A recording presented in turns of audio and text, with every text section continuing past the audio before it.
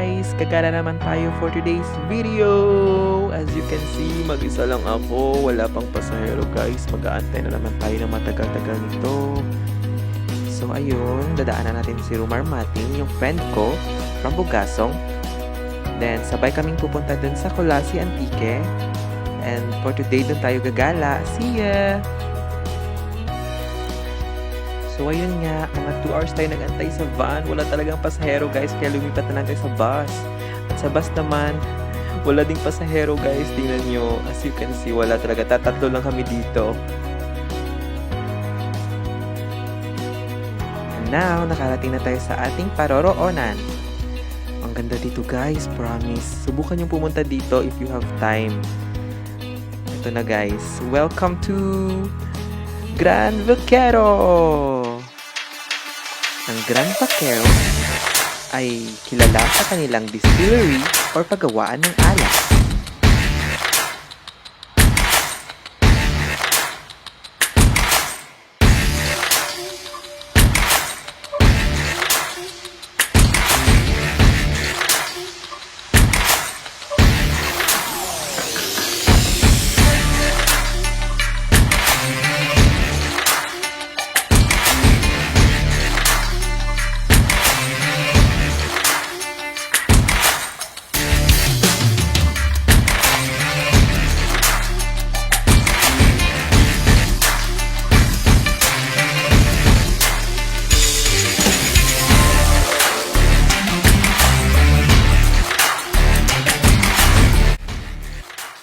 Sa aming pagkilipot ay may nakita kaming napakagandang cave which is very Instagrammable. Kaya ano pang hinihintay natin?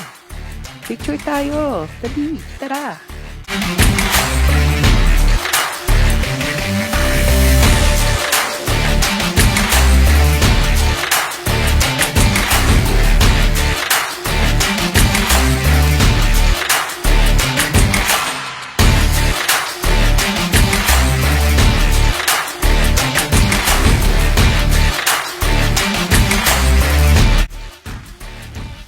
Meron din silang giant bottle na gawa sa semento na nakakapagtaka paano nila gawing hulmahin ang ganito kalaki na parang lagayan ng isang alak.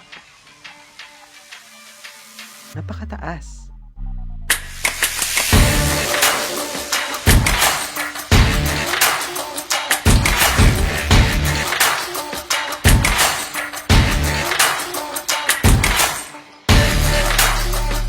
Pwede kang maglakad sa Trellis Garden kung saan napapaligiran ito ng samot-saring bulaklak at halaman na para bang naglalakad ka sa isang green carpet dahil sa mga damo na iyong nilalakaran.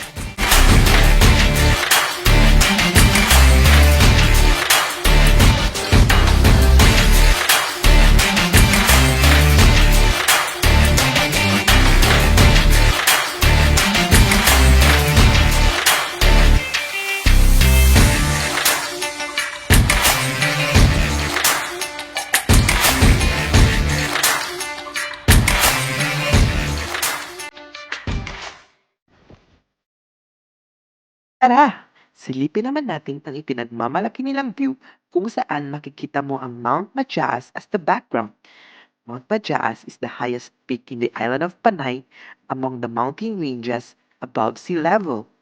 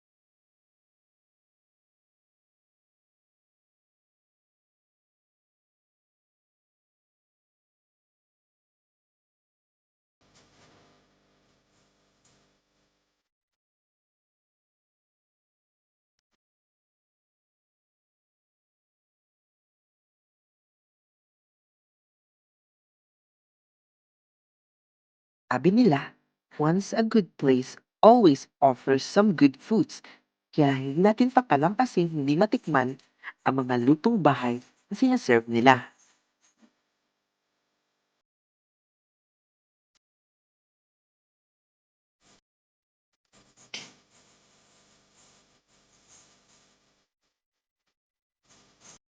So, yun na nga guys. Worth it na yung paghihintay ng foods kasi sinaserve nila itong mainit-init pa. Tara, kain tayo! After namin kumain, nag-ikot-ikot uli kami para masulit ang Hacienda vibe na ganda ng lugar na ito. Kita mo yung friend ko? Yan pala yung friend ko na mayaman. And look at this symmetrical design of the pathway. Napaka-amazing talaga guys. Para kang isang royalty na dumadaan. Napakaganda talaga sa lugar na ito guys. Kaya, if you have time, try nang gumala dito. Sulit na sulit. Tingnan niyo naman yung view. Breathtaking views talaga dito guys. Napaka-green, refreshing, tsaka very Instagrammable ang lugar na ito. Tingnan niyo naman.